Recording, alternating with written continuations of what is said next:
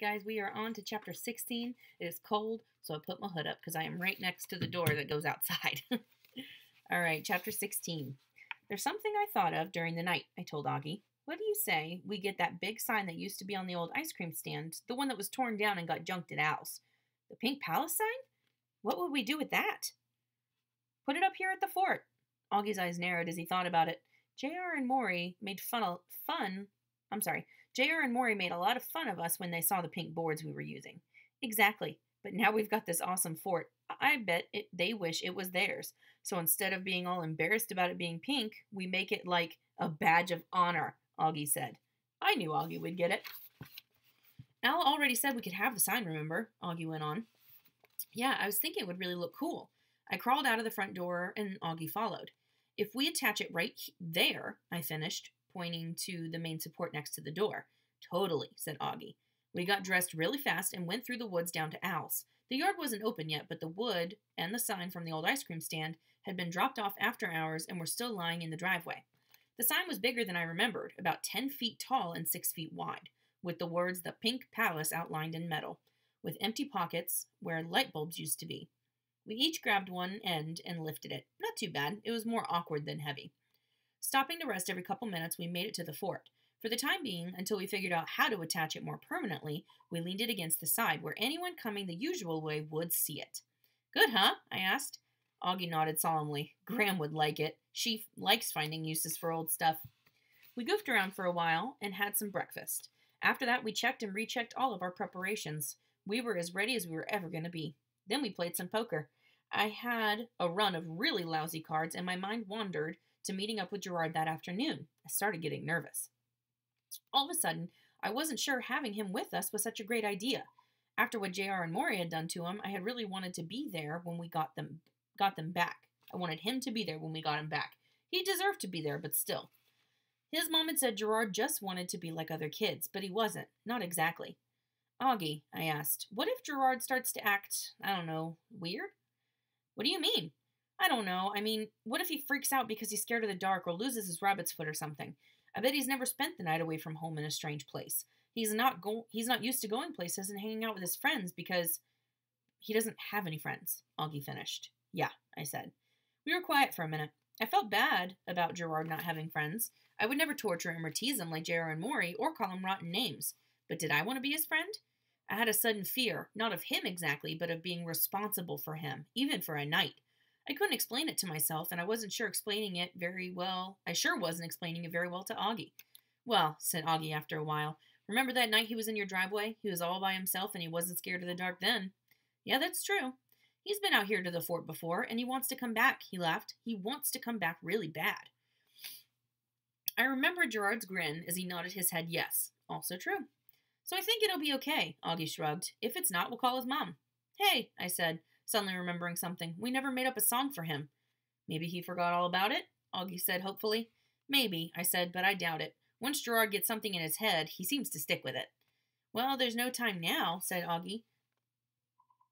We gotta, and there is, we gotta go. Sorry, I thought there was a page missing. We gotta go. When we got to the junkyard, we shot the breeze with Al and Unc for a while until Mrs. DeMuth pulled up. When Gerard got out of the car, smiling hugely, holding his squirrel tail in one hand and his rabbit's foot in the other, Al and Unc pretended to concentrate on their checkerboard, but I could tell they were busting to see and hear everything that was going on. Mrs. DeMuth got out of the car too, and we helped her unpack a sleeping bag, a backpack, and a giant cooler. By then, Al and Unc weren't even pretending to stare.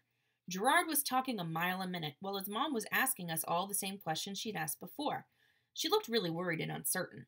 Suddenly, she put her hand to her mouth and said, "Oh dear, maybe this isn't such a good idea after all." I couldn't blame her. I'd had the same feeling, and I wasn't Gerard's mom. I mean, she sort of knew Augie, but she didn't know me much, and Gerard was her only kid. He'd been made fun of a lot. He'd never done anything like this before.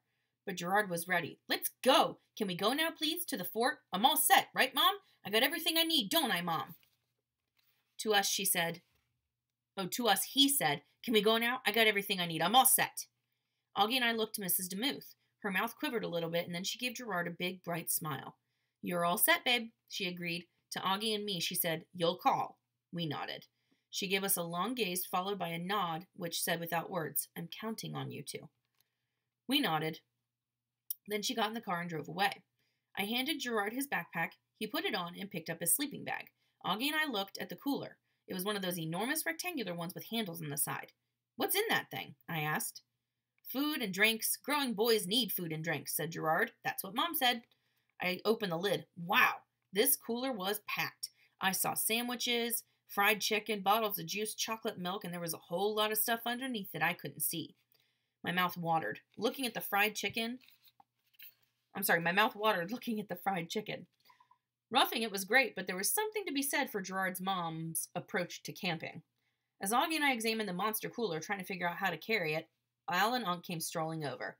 They both were carrying things, but I couldn't tell what. "Tonight's the night?" Unc asked. "We think so." "You boys be careful now," he said. He looked worried. "We will." Al jerked his head ever so slightly in Gerard's direction and asked, "You sure you know what you're doing?" Augie and I looked at each other. "Yeah, I think so," Augie said finally. "Excuse me, guys, sorry." "Keep an eye on the matches," Al warned in a low voice. If Al thought Gerard wouldn't hear him, he was wrong. Gerard's eyes grew big. "Gerard does not like matches." "Glad to hear it," said Al. "Here," said Unc, holding out a foil-wrapped package. "Hilda made snickerdoodles and brownies. She said to wish you luck." Augie took the package. "Wow, tell her thanks." Then Al held up something else. "What is it?" I asked. He brought it to his mouth and said, "Ain't you never seen a bullhorn before?" We all jumped at the sudden blare of noise. Then Gerard started laughing like crazy. I guess he thought bullhorn was a pretty funny word, because he kept saying it over and over. "It's been lying around my office for years," Al said. "You can have it if you want. I even put in new batteries. It might come in handy." He shrugged. "It's loud anyway." I took the bullhorn, pressed the button, and I hollered into it. "It sure is, Al!" Wow, it really was. I just blasted my own eardrums out. It wasn't only loud, it distorted my voice so it sounded sort of tiny and alien-like, which was really cool. "Smart guy," Al said. "Maybe I won't give you the second thing I got here." He held his other hand behind his back. "Aw, come on, Al," said Augie. "Let's see it." "Yeah, come on, Al," I said. "What is it?" Al teased us for a while, keeping his hand behind his back, looking from Unc to us and back again while we begged. "What do you think?" He asked Unc. "Aw, give it to him," said Unc. "It's no use to us old geezers." "Speak for yourself," said Al. He brought his hand from behind his back, and there was a calendar with a smiling girl on the front, holding up a blue bottle of STP motor oil. "It's from 1997, Al said. "But some things never grow old, right, boys?" "Right," Augie and I said together. Augie reached out to take the calendar before Al could decide he wanted to re-examine the STP bottles of yesteryear after all. "Thanks a lot, Al," we said. "Can we go now?" Gerard asked impatiently. "Yes, we can go now," I told him, laughing. He was big, but he sure sounded like a little kid sometimes. "You fellas watch yourselves," said Unc. "I hope you scare the diapers off those two stronzos," said Al.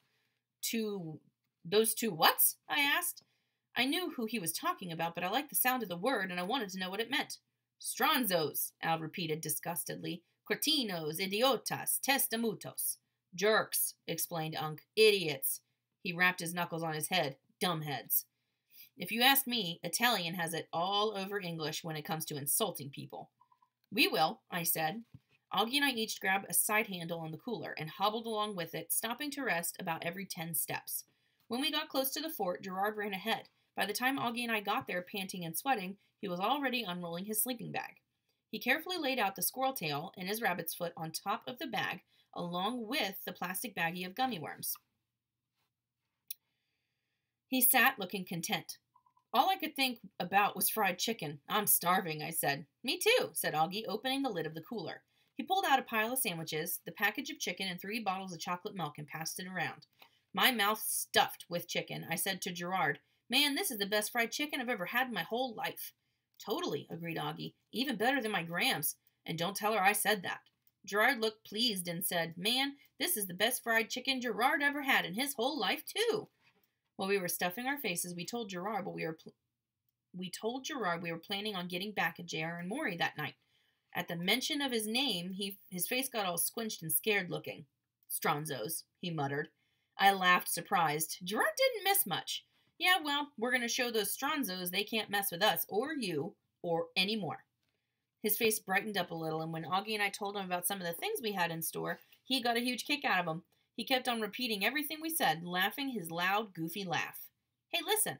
It must be around 5 o'clock. You said football practice lets out at 4 on Fridays, right, Augie? Augie nodded. I was thinking they'll probably eat dinner first, but they could surprise us. They could be here any second. We want them to know we're here, so we should build a fire like we usually do, I said. I stood up and started to gather some small sticks and kindling. Augie said, What's the matter, Gerard? I looked over, and Gerard's face had made one of its amazing transformations. A minute before, he'd been happy and laughing. Now his face was white, his chin was trembling, and his eyes were fluttering like they were going to start rolling back out of sight again. Uh-oh. It's just what I'd been afraid of. Gerard was freaking out. On to chapter 17.